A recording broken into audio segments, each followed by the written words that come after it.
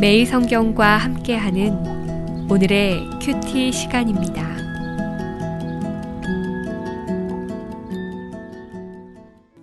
창세기 6장 1절에서 22절입니다. 사람이 땅 위에 번성하기 시작할 때에 그들에게서 딸들이 나니 하나님의 아들들이 사람의 딸들의 아름다움을 보고 자기들이 좋아하는 모든 여자를 아내로 삼는지라. 여호와께서 이르시되 나의 영이 영원히 사람과 함께하지 아니하리니 이는 그들이 육신이 됨이라. 그러나 그들의 날은 120년이 되리라 하시니라. 당시의 땅에는 네피림이 있었고 그 후에도 하나님의 아들들이 사람의 딸들에게로 들어와 자식을 낳았으니 그들은 용사라 고대의 명성이 있는 사람들이었더라. 여호와께서 사람의 죄악이 세상에 가득함과 그의 마음으로 생각하는 모든 계획이 항상 악할 뿐임을 보시고 땅 위에 사람 지으셨음을 한탄하사 마음에 근심하시고 이르시되 내가 창조한 사람을 내가 지면에서 쓸어버리되 사람으로부터 가축과 기는 것과 공중의 새까지 그리하리니 이는 내가 그것들을 지었음을 한탄함이니라 하시니라. 그러나 노아는 여호와께 은혜를 입었더라. 이것이 노아의 족본이라. 노아는 의인이요 당대의 완전한 자라. 그는 하나님과 동행하였으며 세 아들을 낳았으니 셈과 함과 야벳이라. 그때 온 땅이 하나님 앞에 부패하여 포악함이 땅에 가득한지라.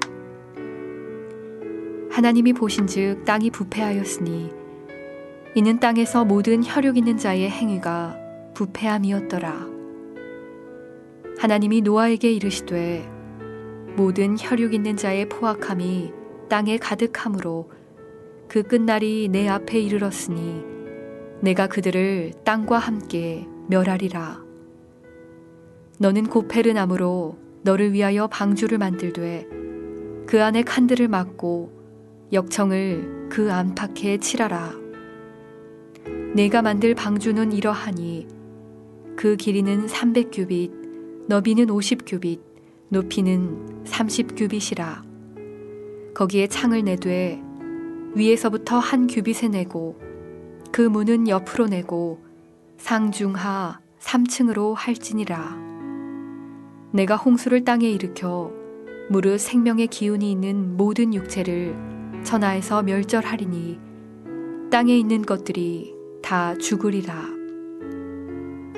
그러나 너와는 내가 내 언약을 세우리니 너는 내 아들들과 내 아내와 내 며느리들과 함께 그 방주로 들어가고 혈육 있는 모든 생물을 너는 각기 암수 한 쌍씩 방주로 이끌어들여 너와 함께 생명을 보존하게 하되 새가 그 종류대로 가축이 그 종류대로 땅에 기는 모든 것이 그 종류대로 각기 둘씩 내게로 나아오리니 그 생명을 보존하게 하라.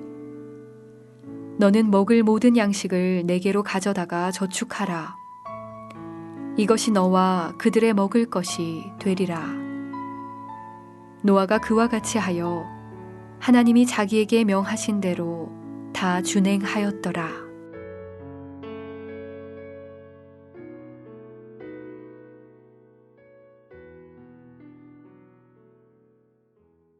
오늘 묵상할 본문은 창세기 6장입니다. 생육하고 번성하는 것은 하나님의 뜻이었지만 안타깝게도 인류는 번성할수록 더 많은 죄를 짓고 번성할수록 하나님으로부터 멀어지는 모습을 보였습니다. 눈덩이처럼 폭발적으로 커져가는 죄의 해결할 유일한 길은 슬프게도 죄인들을 심판하고 의인들을 보존하여 새로운 세상을 만드는 길뿐이었습니다.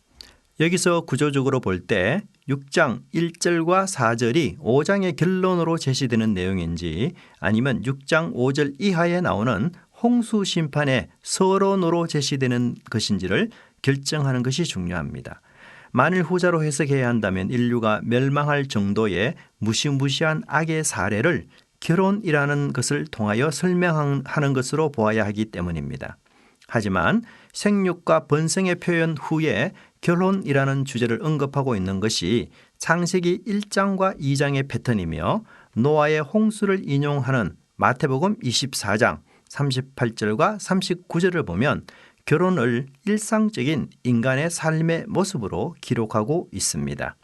홍수 전에 노아가 방주에 들어가던 날까지 사람들이 먹고 마시고 장가들고 시집가고 있으면서 홍수가 나서 저희들을 다 멸하기까지 깨닫지 못하였으니 인자의 임함도 이와 같으리라. 그러므로 6장 1절에서 4절의 내용은 5장과 연결된 내용으로 노아 홍수의 직접적인 원인이라기보다는 간접적인 원인으로 보는 것이 합당하다고 생각합니다. 2절에 나오는 하나님의 아들들은 해석이 무척 어려운 내용입니다. 대표적으로 3가지 해석이 있습니다. 첫 번째 천사라고 하는데요. 마태복음 22장 30절에 의하면 천사는 결혼 관계를 맺지 못합니다. 두 번째 신의 아들들로 호칭되는 왕들이라고 봅니다. 세 번째 셋 계통의 경건한 사람들로 해석합니다. 그런데 2절을 좀 더 자세히 해석해 주는 4절을 보면 하나님의 아들들을 네피림과 연결하는데 민수기 13장 32절 33절 등을 보면 거인을 의미합니다. 당시 왕들이 전쟁과 군사로서 능한 자들이었다면 하나님의 아들들은 왕으로 보아도 무난하리라 생각합니다. 문제는 그들이 막강한 힘과 권력을 내세워 아름다운 많은 여자들과 결혼하기 시작했고 그들이 낳은 용사들은 또 다른 무력과 폭력의 근원지가 되었던 것입니다. 그들은 하와처럼 보다, 좋아하다, 취하다는 행동으로 범죄했던 것입니다. 그들이 가진 결혼의 가치관은 자신과 같은 자식을 낳아서 강력한 힘과 무력을 구축하고 그것으로 세상을 정복하는 것입니다. 세상을 자신의 손 아래 두는 것이죠. 자신의 통제와 지휘에서 벗어나지 못하게 하는 것입니다. 힘이 곧 법이요 권력이 곧 정의인 세상을 만드는 것입니다. 3절에 하나님의 평가처럼 그야말로 육신을 위하여 사는 것입니다. 육신을 최고의 가치로 여기며 숭배하고 그것에 몰두하는 것입니다. 사랑과 애정 그리고 희생과 봉사로 맺어져야 할 부부의 관계가 권력을 위해 정치를 위해 이권을 위해 희생당하고 이용당합니다. 그 가운데 태어난 자녀들은 부부의 진정한 사랑을 경험하기보다는 경쟁과 시기와 질투를 배우게 되고 마침내 힘과 물질을 소유한 폭력적이고 저질적인 사람이 되어버립니다. 이것은 한 가정만의 비극이 아니라 사회와 공동체의 커다란 비극이 되어 승자와 패자, 정복자와 희생자의 진영으로 만들어버립니다. 끝없이 팽창해가는 육신의 세력에 의해 대한 하나님의 처방은 3절에서 그들의 날을 120년 되도록 했다라고 말씀하고 있습니다. 사실 이 구절의 의미도 크게 2가지로 나누어지고 있습니다. 첫 번째, 인간의 수명을 크게 단축하여 120세가 되도록 했다는 것입니다. 오경의 마지막 부분에서 모세는 건강했지만 120세에 죽는 것을 봅니다. 물론 11장에 셈 족보에 나오는 인물들 중에서는 600년이나 500년 이상을 산 사람도 기록되지만 이는 인류를 번성하게 하기 위한 예외적 조치로 보입니다. 창세기 11장 19절에 나오는 러우라는 인물 이후부터는 나이가 급격히 줄어지는 것을 발견할 수 있습니다. 또한 인간의 수명이 길었던 이유는 나의 영이 사람과 함께 했기 때문이라고 말씀하고 있습니다. 두 번째 해석은요. 루터와 칼빈이 120년이 홍수를 보내기 전에 인간에게 허용된 유예 기간이라고 해석하고 있습니다. 인간은 하나님이 주신 은혜로운 기회들을 선용하기보다는 악용하며 자신의 세상을 세우기 위해 힘과 폭력을 서슴지 않는 무례한 모습을 보였습니다. 하지만 우리의 행위를 눈여겨보시는 하나님이 계십니다. 하나님께서는 우리의 시간과 공간을 철저하게 통제하십니다. 2020년도 새롭게 주어진 한 해입니다. 육신의 사람이 아니라 영의 사람이 되고 하나님과 동행하는 사람이 될 때에 가치 있고 의미 있는 시간이 될 것입니다. 5절 이하에서는 세상의 죄에 대해 한탄하시고 인간 창조에 대해 후회하시는 하나님의 모습을 볼 수 있습니다. 마음의 근심이라는 이 단어는 창세기 34장 7절에서 여동생 디나가 간간을 당했을 때 오빠들이 느끼는 감정과 사무엘하 19장 2절에서 아들이 전쟁에서 목숨을 잃게 되었을 때 느끼는 아버지의 감정과 유사한 것입니다. 창조 후 심히 좋았더라라고 하시면서 기쁨으로 충만했던 것과는 달리 근심과 한탄으로 절망하고 있습니다. 여기서 하나님은 분노하기보다는 절망하고 있음을 알 수 있습니다. 인간에 대한 기대는 배신으로 다가왔고 그래도 나아지겠지라는 소망은 절망으로 바뀌고 말았습니다. 우리가 바로 그런 존재입니다. 죄에 사로잡혀 포로된 우리에게는 선을 행할 자유가 없는 종이며 본능에 이끌려 원치 않는 악을 행하는 절망적인 존재입니다.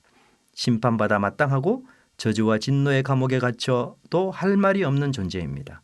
얼마나 악하고 얼마나 추하며 얼마나 불경건하며 얼마나 고집이 세고 사랑에 메마른 존재인지 이런 나를 구원해 주셨습니다. 이 구원의 은혜를 찬양하고 감사하는 하루가 되시길 바랍니다. 칠흑 같은 절망 속에서도 희망의 빛이 보이기 시작합니다. 바로 8절과 9절의 말씀입니다. 저자는 노아가 의인이라는 사실보다는 8절에서 하나님께 은혜를 입은 자라고 먼저 소개하는 것을 통해서 노아의 구원은 자신의 의에 나온 것이 아니라 하나님의 은혜라는 사실을 밝히고 있습니다. 노아는 하나님의 사람으로서 자신에게 주어진 의무를 충실하게 잘 이행하는 사람이었습니다. 또한 생각에 있어서도 온전한 사람이었고 뿐만 아니라 에녹처럼 그는 하나님과 동행하는 사람, 하나님과 함께 걷는 사람, 삶 속에서 하나님의 뜻을 이루는 사람이었던 것입니다. 에녹이 죽음으로부터 구원받은 원인이 하나님과 동행이었던 것처럼 노아가 홍수라는 심판으로부터 구원받은 근거 역시 하나님과 동행하는 것이었습니다. 즉 생명은 하나님과 동행함을 통하여 온다는 것을 말씀하고 있습니다. 14절 이후에서 하나님은 홍수에 대한 구원의 방편으로 방주를 만든 것을 노아에게 지시합니다. 방주의 크기는 길이 135m, 폭이 22m, 높이 13m였으며 농구장 20개를 10개씩 두 열로 배열한 크기이며 적재량은 4만 3천 톤에 해당한다고 합니다. 이 정도의 공간이면 현재 생존하는 생물 1만 7천여 종의 암수 한 쌍씩을 동물 싣는다고 해도 방주의 약 3분의 1만 차지하게 된다고 합니다. 방주는 3층으로 되어 있고 창이 하나 있으며 문은 옆으로 나 있었고 나중에 하나님께서 친히 이 문을 밖에서 닫으십니다. 또한 키나 돛이 없는 방주의 운명은 전적으로 하나님의 손에 달려 있습니다. 기도하겠습니다. 치료할 수 없을 정도로 부패한 인류의 타락을 심판으로 정결케 거룩하게 하시는 하나님을 봅니다. 저희들의 마음속에 도사리고 있는 악의 실체를 보게 하시고 정결함으로 구원으로 인도하여 주옵소서. 적당하게 주위 환경에 적응하며 살 것이 아니라 하나님과 동행하는 삶 살게 하옵소서. 육신의 유혹을 물리치게 하시고 이웃과 세상을 향한 하나님의 뜻을 이루는 조력자가 되게 하옵소서. 예수님의 이름으로 기도합니다. 아멘.